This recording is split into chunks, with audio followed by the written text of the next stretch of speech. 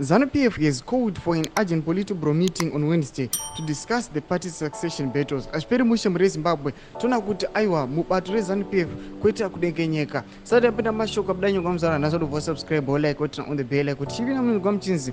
The party's acting secretary general Advocate Jacob Mudenda announced that all members are expected to attend the meeting on Wednesday, July 24, 2024 at 10 a.m. at the Zanu PF headquarters.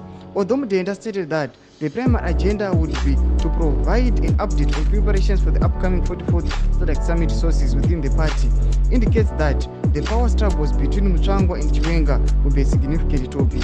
Over the weekend, Mutsvangwa gave an interview to the Standard where he publicly opposed Vice President Constantino Chiwenga's takeover from President Emmerson Mnangagwa, advocating instead for Mnangagwa's successor to be elected. Former Norton MP Temba Mliswa has claimed that Mutsvangwa harbors presidential aspirations, which is corroborated by Mutsvangwa's consistent criticism of Chiwenga.